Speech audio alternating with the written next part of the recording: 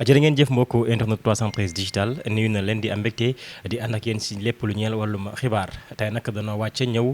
seet si suñu baay Mayabé Mbaye bokk ci parti bi di Pastef waxtaan ak moom jëmale ko ci wàllum actualité rawatina sortie bi nga xam ni président Ousmane Sonko daal dina koy amal ginnaaw bu mu dalalee ki nga xam ni moom mooy Jean-Luc Mélenchon jiite parti bi nga xam ni moom moo di Français Insoumis nag noonu nag am na discours bu am solo bu ci président Ousmane Sonko daal di amal waaye nag loolu daal di jur ab polémique bu rëy loolee rek moo tax ñu daal di ñëw seet si suñu baay Mayabé Mbaye pour waxtaan ak moom jëmale ko ci discours bi nga xam ne moom la président Ousmane Sonko daal di amal waaye aussi retombées yi nga xam ne jot na daal di am ginnaaw bu nu fekkitee li nga xam ne nag moo di coowal borom ñaari tur yi laataa rek nuy dugg ci boobule waxtaan dama koy daal di nuyu bàyyi ko mu nuyoog mbokk 313 digital Père Mayabé nuyu nan la. auzu billahi min sheytaan rajim bismillahi rahmaani rahim wasalaatu wasalaamu ala rasulillah ñu ngi lay fay di nuyu internetu 313 digital yëpp fas yéene waxtaan ak yéen ci leeral ci dëgg pour gingi doomu aadama yi ci événement yi am ñaari fan yi incha allah. très important ñu lay jaajëfal lu baax baax di am mbégte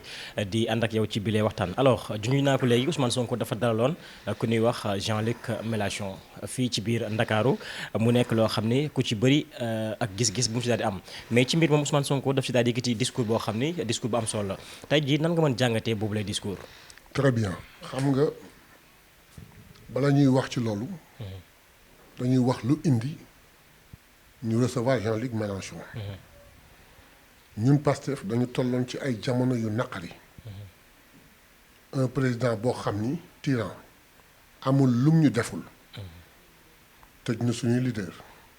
aspiré nañ ko ay lu kenn xamul toj nañu ay vitram jàpp nañ ko dugal kaso jàpp ay lieutenant am dugal kaso jàpp njabootam genn wàll gi yëpp dugal kaso gannaaw ñii ñu rey gannaaw ñii ñu làggal dans le monde Mélenchon fait partie des rares responsables politiques qui ont osé dénoncer. Même le président Macron n'a pas osé. Il l'a dit dans son discours. léegi nag bi situation amee ba nga xam ne yàlla dogal na def dëgg. ñu jël réew mi mu éprouver le besoin de venir au Sénégal ñu invité que loolu moo indi daje Macron ak Ousmane Sonko. ñoom ñaar nag bu ñu dajee waxtaan ñu tatagal ko parti bi. ñu àndandoo def un point de presse li ki des nag ñu ne dañu dem ci temple du savoir waxtaan ci actualité dans le monde wax ci relation France-Sénégal loolu indi ñu dem université dans le temple du savoir janoog étudiants yi waxtaan ak ñoom pour le discours proprement dit je signale que toute l'Afrique est fière de ce discours ñëpp kontaan nañu dañ ciy relever quelques points ginnaaw bi nga xam ni waxaat na li nga xam ne moom la ñu séq ak Mélenchon ba indi ko fi ci biir discours bi mi ngi ñuy xamal ni amitié la boo xam ni du lépp dafa concordé am nañu ay divergence waaye suñuy divergence warut a mën a yàq suñu amitié dans la franchise ci biir discours bi wax na ci la position de la France par rapport à notre lutte ci biir discours bi wax nañu dañu war a revoir notre relation avec la France dans une franchise ou dans une collaboration gagnant-gagnant ci suñu diggante il a bien précisé que s'il parle de France il parle du gouvernement français mais le peuple français on n'a aucun problème avec eux ay liens yu bare moo ñu luwee donc on parle de l'élite des dirigeants ci biir waxtaan bi wax na li mën a am ci biir waxtaan bi wax na ay principes yu ñoom am di ko sauvegarder ci waxtaan bi wax na ni ay principes yu nu am ñun war ko sauvegarder en fait waxtaan bi loolu la jar waxtaan naa la ci waxtaan bi ni sunu dëkkaale yi nga xam ni ñooy militaires yi nga xam ne ñoo yor ñetti réew yi seen diggante te loolu def naa mas nañ koy waxtaan ci benn interview que nit ñi ils ont toujours tendance quand il y a coup d'état je dis tout de suite que nous sommes contre un coup d'état absolument bëgguñu ko mais en général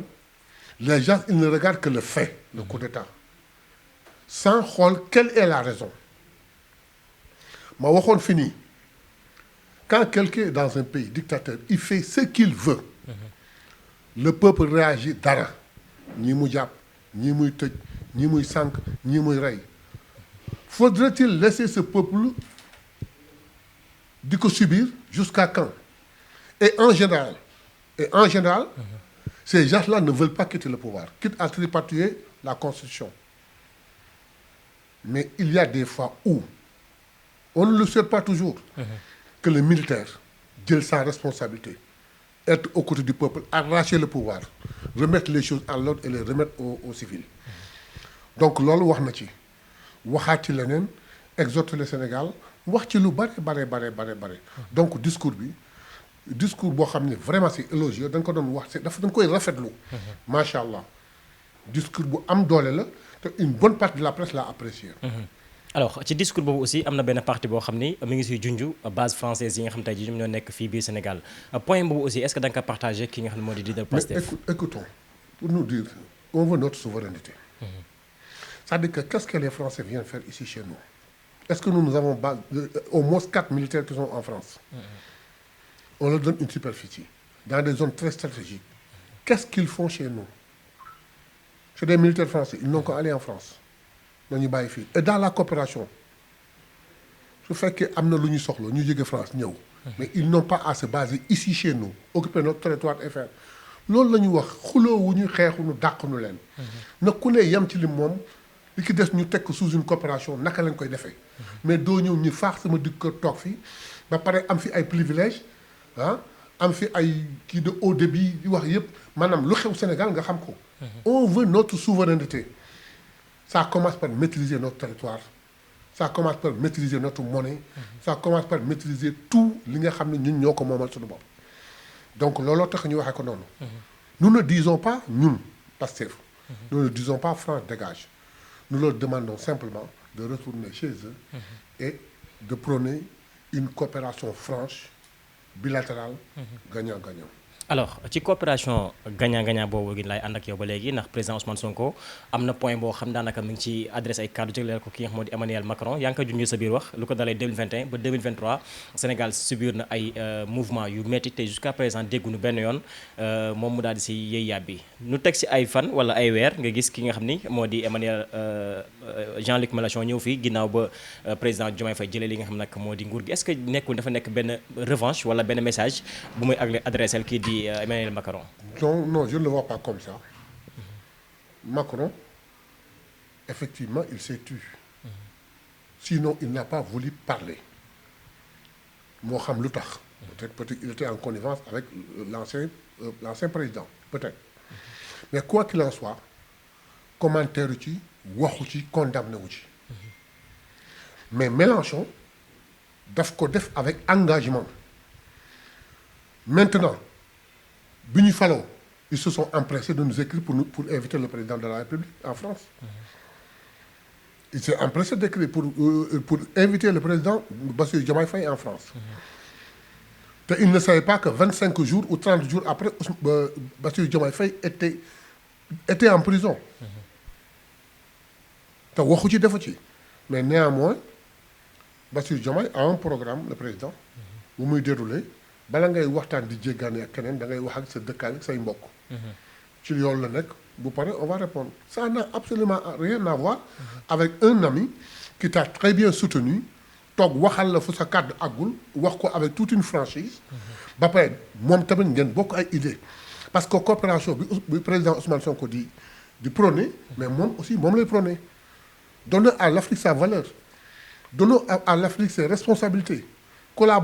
Collaborons franchement avec l'Afrique et particulièrement le Sénégal donc loolu ko fi indi du gaaral kenn du defal kenn c'est des choses naturelles.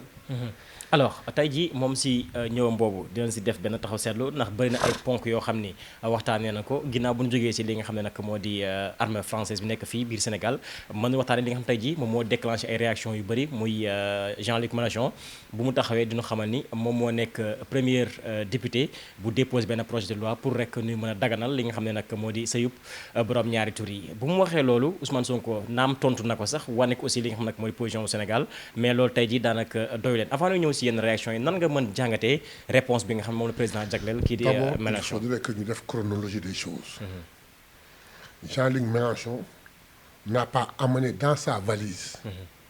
cette demande ou cette déclaration. C'est Ousmane, le président Ousmane Sonko, qui expliquait l'attitude de la France quand il y avait des problèmes au Sénégal. C'est lui qui expliquait que ce qui se passe aujourd'hui à Gaza, la communauté internationale, c'est lui qui explique ce qu'on fait aux musulmans en France. De l'intérêt charpe. Mais nous avons stigmatisé l'islam en France. Mu wax leen loolu méngoowul ak seen nekkin ak seen aada nangul dal leen ko. La polygamie est totalement interdite en France. Ba mu jël exemple wax ni tey bu débarqué woon en France avec ces 2 femmes il serait dans l'illégalité. Mais noonu wax ni yooyu ñuy combattre àndul ak seen mœurs àndul ak seen culture àndul ak seen aada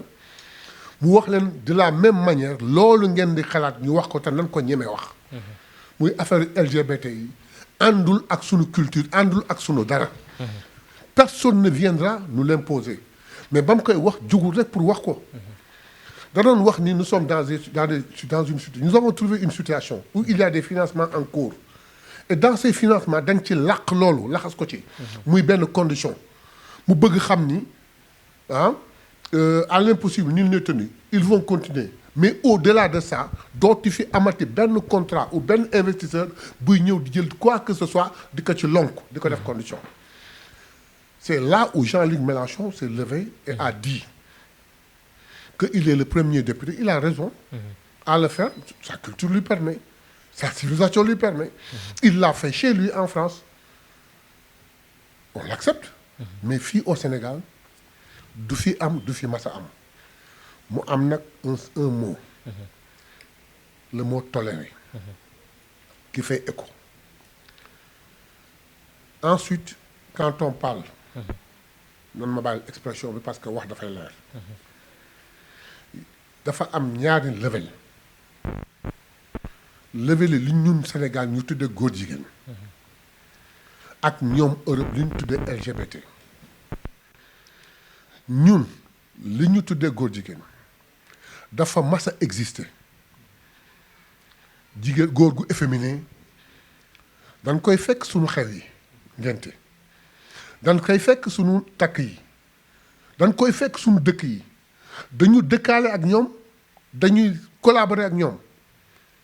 si c'est pas une tolérance c'est quoi. Par exemple ñu juddu ànd ak mel noonu. ñoom dañuy dox seen dox ñun ñuy dox suñu dox mbokk lañu yàlla nattu leen loolu ñu seetaan leen tant que ñu ngi yem fi ñu war a yem mais le jour où ñu importer attitude LGBT yi bëgg ko indi Sénégal mooy bi ñu fi bëggee def seen gay parade boobu ak bi ñu wax ni di lux moo naan nanu légaliser pour góor ak góor di say jigéen ak say vous avez su la réaction du Sénégal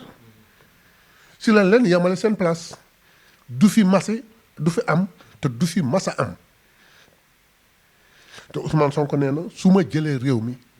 dinaa dugal benn loi bu ko criminaliser. Les gens oublient que Ousmane Sonko jëlul réew mi Bassirou Diomaye Faye moo jël réew mi ça c'est un. Très bien très bien Ousmane jëlul Diomaye moo jël Diomaye mooy Ousmane mooy Diomaye.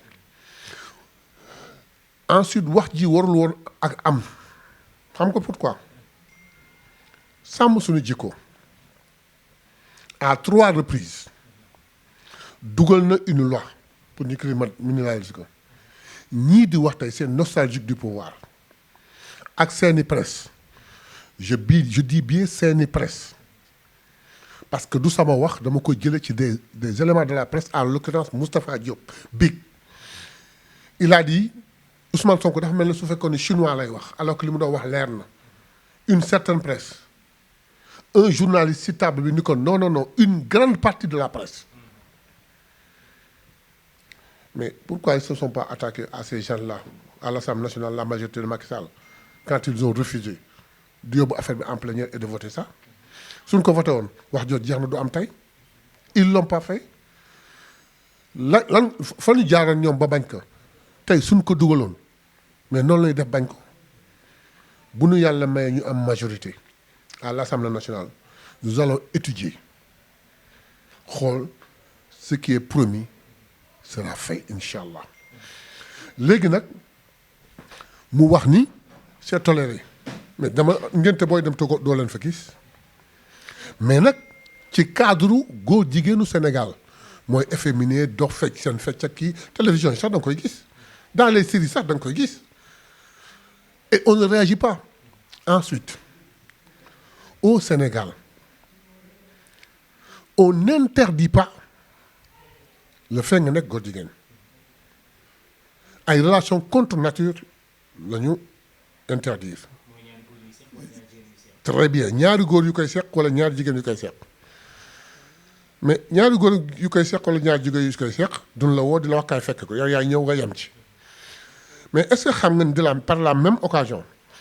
góor ak jigéen bu koy seq ñu bett leen ci tali bi comme ni ñu bett góor jigéen yi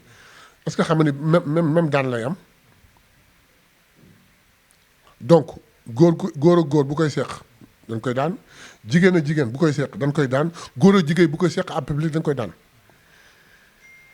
donc il faut que nit ñi dal te xam ni tolérance boobu mu wax am na bien vous avez parlé de l'homme de Jamra là.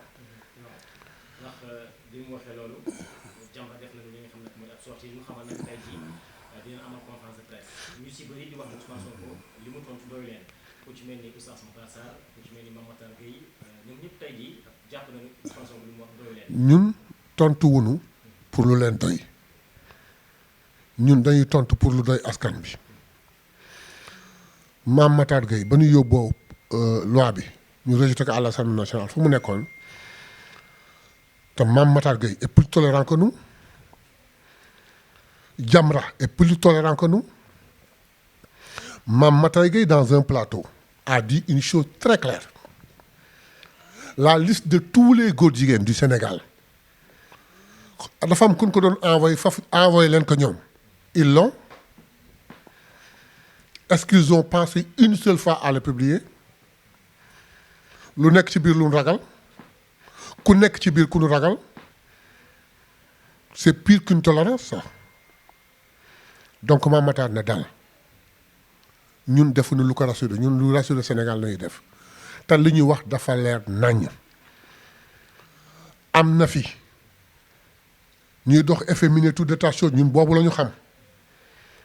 ñu masque dund ak ñoom depuis les temps jusqu'à aujourd'hui c'est quand ils ont voulu importer indil nu loo xam ne xamuñu ko góor ak góor dem ñu leen di maye comme jëkkër ak jabar jigéen ak jigéen ñu leen di maye comme jëkkër ak jabar boobu lañu wax ni du fi amee te du fi mas a am te sax daan ko léegi def criminalisé seen gay parade boobu ñuy def chaque année du fi mas a am fii au Sénégal ñun li ñu wax leer na nañ jóguñu ci te duñ ci mas a jóg il faut Sénégal nit ñi daal xam nga nag la presse sénégalaise yàlla na ma yàlla baal mais il faut ñu def autocritique on vient tout juste de faire 45 jours de pouvoir nous ne sommes pas venus avec une baguette magique nous avons beaucoup promis mais lu ñu promettre mi ngi suñu xel jàpp nañ ko am nañu capacité bi am nañu yéene bi bu jotee ñu def ko nous avions dit sinon le président Ousmane Sonko avait dit quand je dis président Ousmane Sonko je parle du président du parti avait dit que bis bu ñu yéegee daañu def une loi bu criminaliser l'homosexualité mais daal li ma bëgg nit ñi jàpp ko mooy le mot qui dérange le mot tolérance boobu ñuy déranger na ma kenn ci Sénégal wax ndax dëkkaalewul mbokkaalewul xartoowaalewul xamul wala seenul góor jigéen buy dox te dara fekk ko ci si ça c'est pas une tolérance qu'est-ce qu'une tolérance pourquoi ça a fait un tollé c'est un message en même temps qui peut servir le président Bassirou Diomaye ira en France bu demee en France président du recevoir un président africain sans mu dugal loolu lii Ousmane Sonko wan na déjà ni que prépare nañ une réponse éventuelle à la question que tu poseras te nag les gens se posent la question pourquoi Sénégal l'Occident nenn ko fu ñu ñëwee wax loolu xam nga lu tax parce que dañu xam ni mërsu Sénégal dafa dëgër dafa am soupape yu dëgër yu ko téye donc soo parvenir woon tey déstabiliser Sénégal ba Sénégal jaar ci yoon woowu tout le monde va suivre te xamuñu ils font fausse route je dis je répète Ousmane Sonko waxoon na ko ñun waxuñu nous ne sommes pas prêts ñun waxuñu nous ne sommes pas encore prêts dañu wax ni tant que mi ngi yam ci efféminé yi ñuy dox di wax ni yam régler seen jamono la tolérance continue mais tant que ñuy xalaat seen gay parade ak ay takk ak ay mariage ak tout de tas de choses ce sera niet et d'ailleurs on va l'incriminer nous l'avons promis nous le ferons il n'y a pas de débat Jamra nee na day wëri këru diine yi démb dans une émission de la télé le gars de comment est-ce que naka la ko waxati sax sàmm suñu jikko il a aimé la sorte de Ousmane Sonko il a dit que peut-être il y a que le mot tolérance moo ko gêné c'est pourquoi ma insister sur la tolérance explique ko mais sinon nee na li mu tontu doy na ko donc Jamra damay seeti kilifa diine yi damay seet mais kilifa diine yi li mu dégg lañ dégg lan la leen seetiwaate te moom il faut mu comprendre une chose Mame Matar Gueye est plus intelligent que ni muy agir. Il y a un émissaire européen qui était venu là. Lui, il était gay. Il l'est et il l'assume. Il vient ici en tant que haute autorité de l'Europe. ñëw di wax dans le cadre bilatéral entre Sénégal ak Europe. En quoi sa vie privée nous intéresse. Mais ñëw na fi ba dem waxul ci wax jooju jegewul wax jooju dox na mission dem mu tëb di yuuxu di alerter mais soo waxloo moom en Europe koy waxal moom nga mën a waxal te ñoom seen civilisation nangu na ko moom ñëw na fi li nga koy yónni dox na ko ba dem jàpp njàmburam Jean-Luc Mélenchon du ñooñu mais daf leen di soutenir culture am civilisation am nangu na ko te ba mu ñëwee waxu ci Ousmane Sonko moo doon def benn round up ba yegg ci loolu wax ci mu fàttali ko rek ni man maay député européen bi njëkk def lii mënu ko sañ nga ko waaye ñun suñu dëkk du fi am léegi ana coow li daf leen digal ni dafay am daf leen digal li mu waxoon daf ko bàyyi daf ci génn donc lu fi indi coow li ma bëgg wax ak les gars de l'APR ma bëgg wax ak les gars de xam na sax nu mu tudd seen coalition bi àndoo bokk xam nga bokk yaakaar ma ni leen su fekkoon la leen waroon defoon ngeen ko à l'Assemblée nationale coow lii di jib ñoom li leen war ñu nem noppi te toog ils ont dilapidé ce pays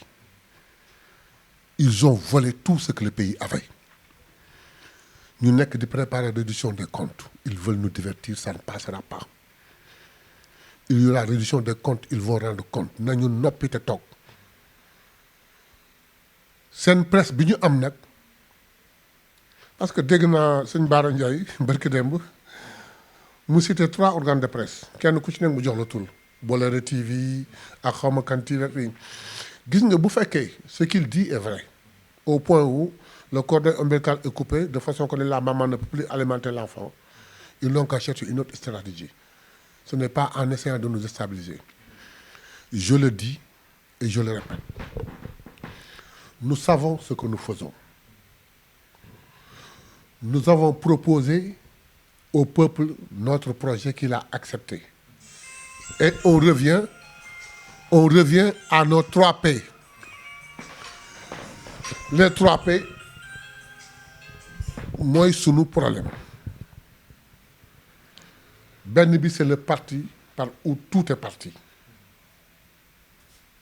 mooy parti bi ñoo xeex ñooy dox ñoom la ñu dóor ñoom la ñu damm ñoom la ñu rey ñoom la ñu tëj mais ñu résister di xeex am ay alliés ñu xeex ba mën a jël un autre pays qu'on appelle un projet si vous voulez un programme jox ko askan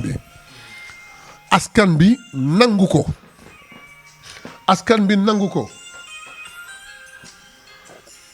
bi ko askan bi nangoo ñu mu des benn mooy le parti jàpp nañ ko dox ko xeexe ko ba mu permettre ñu mettre en place un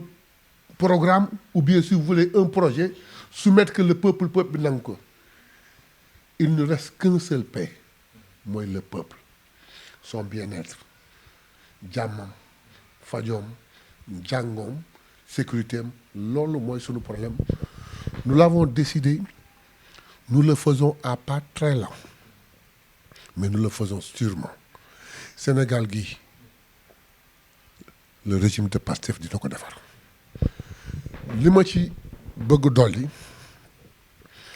mooy damay digresser un peu en 45 jours on veut qu'on règle le problème de denrées alimentaires. Comme argument dans les plateaux, ils disent que Macky est venu le 2, il l'a fait le 25. Nous, ça fait 45 jours, on ne l'a pas fait. Je tiens à souligner une chose claire. Macky du moom moo wàññi denrées alimentaires yi. Les commerçants, les grossistes bi ñu meree Ablaye Wade te sonn dugg ci xeex bi ñoom ñoo spéculer yëkkati ko pour inciter le peuple à se révolter et à dégager Ablaye Wade. Ils l'ont réussi avec le peuple doon subir. Aussitôt après, pour revenir à leur marche, c'était très facile. En dehors de ça, Macky n'a fait autre chose que prendre une subvention xëpp ko fa. Nous pouvons le faire. Au bout de 6 mois dootuñu ko atteindre ñu dindi subvention yi prix bi dootul dellu fa mu nekkoon mais mën na ko romb. Nous allons le faire, nous avons parlé avec tous les partenaires. Nous sommes en train de le faire d'une façon consolidante boo xam ne buñ ko tëjee ba pare dinañ ko sécuriser au point où les prix ne flamberont pas plus. C'est clair, net et précis. Mais nag on y va. Ça prendra le temps que ça prendra. Actuellement nii les prix sont chers mais on est en train de vivre. La tabaski mi ngi ñëw xar yi ñu ngi ci nekk di wax borom kër yi di leen toppatoo c'est une priorité. Les inondations mi ngi ñëw on ne sait jamais parce que ku fekkee nit xoolul actualité ba xam ni dans le monde actuellement ba biig en France rek dëkk yaa ngi dem taw boo xam ñëpp a ngi inondé. Quand sera pour nous donc yooyu ñooy nekk priorité yi. Le panneau de la ménagère cela qui est allégé ça ne vous en faites pas mais ça prendra le temps que ça prendra. waa ji dafa wax ni da ngeen ni woon da ngeen am projet boo xam ni dafa ñor xam da ngeen di ñëw rek yekk ko mu ni ko way mu ni kon lu tax ñëw leen rek yekk rek teg wàññi prière tout attention je le dis que yekk nga wax te olof dafa leer nañ yekk añ bu sotti du jël kawdir bi rek xëpp ci bool bi da ngay tibb di sotti ci bool bi di tibb di sopp ci bool ba li ngay yekk jeex chaque mercredi ñu tibb sotti ci bool bi di ko yekk ndànk-ndànk mais sûrement donc loolu aussi dama ko bëggoon ñu dégager. C'est très important. Alors avant ñu tëj partie bi nga xam ne moo di partie Mélenchon bi nga xam ne benn point bi ñu waxtaanee nan nga mën a jàngatee aussi sortie bi nga xam ne Moustapha Diakhaté def na ko ci li nga xam ne mooy sortie Mamatar Gueye bi dina xamal ni Ousmane Sonko dafa trahir promesse bi mu tegaloon Sénégalais. xam nga Moustapha Diakhaté parler de lui est un peu difficile xam nga nit booy wax da ngay wax koo nawlaw man nawlawuma ko Moustapha Diakhaté dafay xeex pour existence am moo ko indi semaine bu ne mu dem benn plateau pour nit ñi bañ ko fàtte il n'a aucune responsabilité il n'a plus de responsabilité il a été dégagé par son parti Ousmane Sonko a trahi lan la Ousmane Sonko trahir dans ce cas bien précis il avait dit su ma jëlee réew mi dinaa yóbbu benn projet pour criminalisation de l'homosexuel mais moom dafay fàtte ni balay loolu fa mu bokk yóbbul na leen projet de criminalisation bi ñu rejeté ko à 3 reprises fan la nekkoon moom fan la nekkoon nous avons promis ni suñu jotee ñu ngi soog a jot ñoom ñu ngi ci jotoon toog ñu jox leen ñu bañ na noppi te sax nag moom su ma doon moom damay tuub delluwaat ci yàlla moom gëmul Maodo gëmul Bamba je répète gëmul Maodo gëmul Bamba parce que bu boon Bamba xaadimu rasul bi ñuy wax du am lu mu teg ci deru yonent bi ba ñëpp jéppi ko Moustapha Diakhaté dafa war a noppi amul xam-xam amul xel te dafa bëgg exister ba tey pare na il est fini bokkatul na dem toog. alors ñu ngi doon beneen actualité bu ngeen di waxtaanee. Ousmane Sonko na dem seeti les 3 présidents militaires là Popenguine bi c'est un événement pour suñu mbokk chrétiens yi bu am solo ci ñoom gis nga il y a 15 jours ba mu demee wax ak ñoom li mu leen promettre un soutien pour que cet événement soit une réussite voilà tey ñu agsi événement bi mu jóg avec toute la solennité ànd ak soxnaam c'est une signification loo gis ci benn lay doore c'est sa première apparition j'espère que ce ne sera pas la dernière mu dox tànk yu rafet dem wan leen ni ki dëkk bi ngeen bokk te li ngeen def maag yéen a ko bokk am naa kàttanu jàppale leen def naa ko am naa yéen a ñëw fii ànd ak yéen feete ko li ñu ciy wax rek mooy lu ñu fa ñaan ci jàmm réew mi yàlla ko yàlla nangu te di rafetlu loolu acte boobu. alors tey jii mënuma dikk ba fii te du ma la laaj retour ki nga xam ne moo di Amadou Ba ndax gis nañ ne ay naataam moom dañuy teew ñu ko fële ci aéroport bi. mu ñëw bëri di laajte lan mooy doon ëllëgu Amadou Ba dafa des biir affaire wala dañ koy baax. waaw mais xam nga dafa lu ma jëkk jaaxal mais la presse sénégalaise dañ ma jommal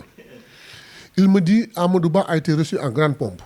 est-ce que am na Sénégal kenn ku gis benn image boobu mais ça c'est la presse qui l'a créé est-ce que am na ku gis benn image où Amadou Ba a été reçu en grande pompe. Deuxièmement, j'ai eu à parler avec un de ces lieutenants que je salue au passage xam na ki may waxanteel moi je suis démocrate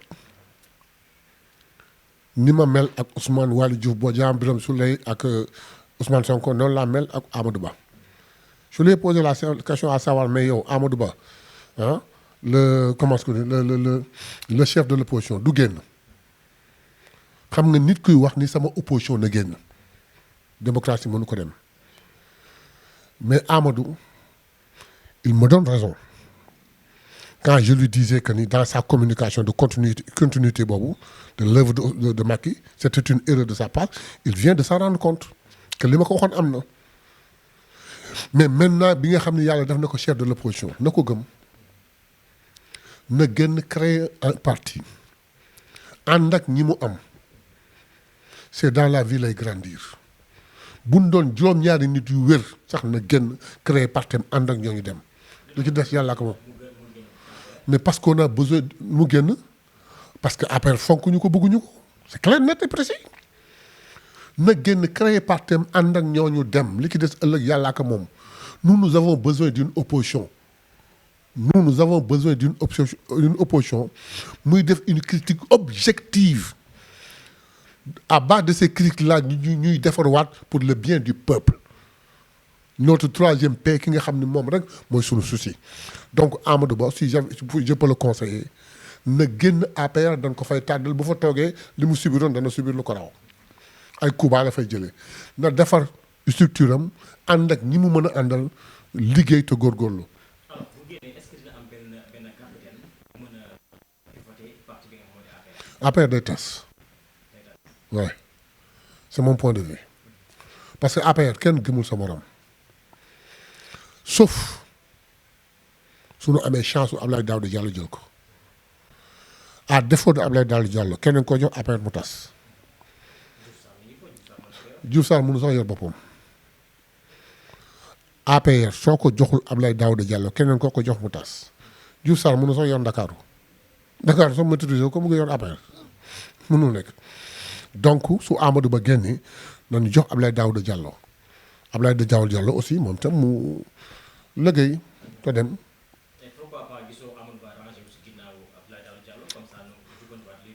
Ça ne se fera jamais ñoom ñaar kenn du rangé wu ci ginnaaw moromam c'est une longue histoire qui dépasse la politique kenn du ci rangé wu ci ginnaaw moromam yàlla moo dogal loolu mais kenn ku ci nekk mën nga nekk leader donc Amadou Ba na génn créer partem dem defar la muy def Abdoulaye Daouda Diallo na jël APR attan na ko mën na ko mu doxal APR. Merci beaucoup macha allah waxtaan bi am na solo daanaka amoon na point de vue yoo xam ni xawoon na réer ci xew askan wi muy mu toore boobu leeral na ko bu baax a baax. ñu ngi lay sant di la gërëm ci dalal bi mu dalal fi waaye aussi ni nga répondre li nga xam ne nag moo di suñu question d'actualité jërëjëf merci beaucoup. waaw xam nga li ñu ci mën a dolli mooy presse bi la ñuy wax quand je dis presse dafay am tuuti chaîne. parce que da ngay gis nit ñoo xam ni dañu intègre dañu bëgg seen liggéey dañu mën seen liggéey ragaluñ ci dara séntuwuñ ci dara la vérité rien que la vérité mais la presse est infectée moi je suis donc ci benn corps laa bokk impôt et domaine dañuy yekk lu ne mais il faudrait que presse bi accepte ñu xool ni seen biir ils sont réellement infectés ah comme disait l'autre là il y a très longtemps qu'il y a trop de journalistes carnivores herbivores et même omnivores à présent il devrait faut que ngeen assainir seen digg seen kër gi mais nag je dis un grand bravo aux journalistes intègres ils se connaissent tous et je demande aux autres de faire demi-tour et de copier sur ces autres sur ce ñu ngi sant 313 digital di sant internautes yëpp di wax ni incha allah à chaque besoin incha allah ci lu mel ni actualité ñu faram fàcce ko sunu wax nag Sénégal neexul waxee xuloowuñu polémique wuñu dañuy remettre les pendules à l'heure il y a un mot qui a dérangé et qui n'a pas dérangé tout le monde qui n'a dérangé que des nostalgiques du pouvoir et leur presse au moment où toute l'Afrique est fière du discours de Ousmane Sonko je dis jërëjëf Ousmane Sonko jërëjëf Diomaye jërëjëf Pastef jërëjëf le Sénégal ñu ngi leen sant di leen gërëm. Merci beaucoup.